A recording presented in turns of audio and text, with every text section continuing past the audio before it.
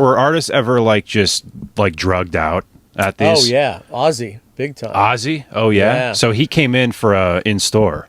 Yeah. Yeah, I'd love to know about that. He came in, I think it was in 1998, Sabbath did and I love Sabbath. I mean, you know me. We were just talking about metal. Sabbath. I mean, I'm like, we were talking about the Mayhem Fest, and I had an all stage. I got to hang out with Anthrax and Motorhead and Slayer. I was in heaven. But, my high school years, I'm much older than I look. My high school years were Sabbath's first 5 records, so we just love them. I mean, those days I was all about the current artists, which were Deep Purple, Black Sabbath, Led Zeppelin, Alice Cooper, David Bowie. That was my wheelhouse and all my friends. Steppenwolf, just incredible stuff. And the Sabbath comes in, and I think it was 1998. They had an album called Reunion. Do you remember that one? It was a double live disc. album. Yeah. They just reissued it. They did this for their 30th anniversary. 69 to 1999, and they did covers of their songs and stuff like that. So we got all 4 of them. We had wow! We had Ozzy came in, Tony Iommi, Geezer Butler, Bill Ward. It was insane that we got we had a line that went, past the ICU, past the fire station there on Boylston Street. I mean, over the bridge.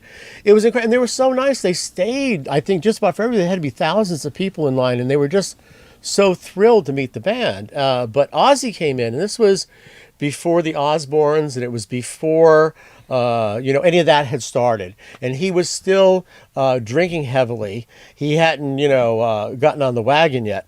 And no matter what people think of Sharon, I know she's a lightning rod for stuff. I've only had good encounters with her, but she definitely saved his life. I mean, there's no question about it, because he was, his liver must have been mush. But he came in, and he was like going through the DTs, the delusion tremors. He shakes now anyway, but this was, 25 years ago now, and he was shaking like crazy, and he was sweating, but he was just all clammy, and his skin was white as alabaster. I mean, the only color he had in his face or his arms or anything is what they call, like the band, I don't know if people realize the band, the Gin Blossoms. Gin Blossom is when an alcoholic, when you're so permeated with alcohol that the capillaries break under your skin, and you get these little like rosebuds, like W.C. Fields. Your nose turns red and everything, and that's what it is. They're called gin blossoms, and that's the only color he had. He looked terrible. Wow. He came in, and I shook hands with him at the beginning, the whole band, and when I shook hands with him, his hand he was sweating, but it was ice cold. It was clammy. It was cold as could be, Wow. and I'm not a germaphobe, but I actually went in and washed my hands afterwards, because I was like, ugh. And I never, and I thought I got to get this guy's autograph, because he's going to be dead in a couple of months. Literally 25 years later, who do you fool, But honestly, he just looked terrible, and he just wasn't acting right either. I mean, not that he's, but he was like just so out of it. Like, that was your question and the other guys weren't. So they set up, the table, they came in from the Newberry side, and they had, Tony Iommi was first, then Geezer, then Bill Ward, and Ozzy was last. So they would come down the table, and they would sign things for people. And wow. I sat behind Ozzy and Bill Ward at the end of the table. So I got to see all these people's reaction. People were just so happy, bringing in all kinds of memorabilia. They would sign anything, which was really good. They brought in, I don't know if you remember, but I think it was not Volume 4. It was the third album. Master of Reality. Master of Reality came with a poster in it originally. Yeah. And people were bringing in their poster to have that signed. Oh, my God. I wish I had thought of that. I know. The poster from Master of Reality, people had thought to bring that. It was really a good time. But Ozzy was so freaking out of it. But he was giddy. He was like a little kid just laughing and, his hair, going through his hair. He definitely was, he's like pulling on his hair. And so... it was just one of these things where they would go down and they would meet everybody. And Bill Ward had his head shaved. Do you remember he had he had the brain surgery right before. He had a brain aneurysm or something. I don't know what it was. But you could see his head was still shaved. And he had scars where they had operated on him. And Ozzy was, signing with a black felt pen, Sharpie.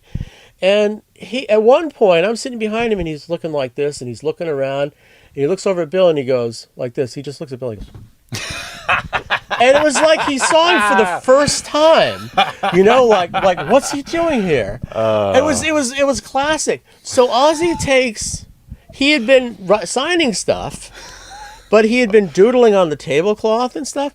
So he looks at Bill and he sees Bill's bald head is like a palette. And he starts doodling on Bill's head. Was Bill pissed? Well, Bill was like, it was interesting because Bill kind of at first was just swatting him like an annoying fly swatting around your head. Well, stop it. Stop that. It's like, because at this point, it'd been 30 years of this. This was nothing new for Bill. You remember the stories about they used to set him on fire. They used to flick matches at him. I think twice. Spray painted him gold. They spray painted him gold. They would flick matches. Twice he caught on fire. Once, I know at least once he had to go to the hospital. He would fall asleep in the recording studio because he didn't have anything to do while they were working out, guitar parts or arrangements or whatever. So they would flick lighted matches at him and set him on fire, which sounds. But you got to realize these guys were from. Where was it? Birmingham. Birmingham. I mean, it's like, this is probably one of the tamer things you do. But you set your friends on fire. So he's just like swatting, Ozzy and everything. I didn't even know if I should say this last part, but I told you what happened.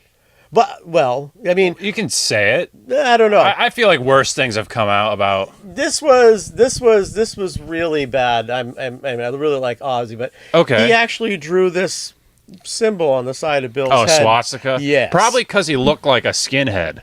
Probably. But I don't think Ozzy's a Nazi. Oh, I don't think so at all. But in his state of mind... Was it like a Sharpie? It was a Sharpie. Yeah, that's not good. It was with a black... So, big surprise, folks.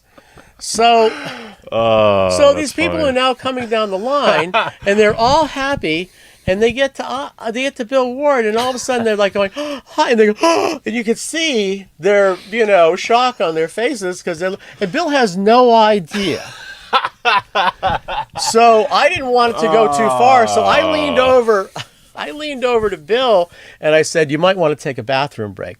By the way, I should interject here how bad Ozzy was at the time.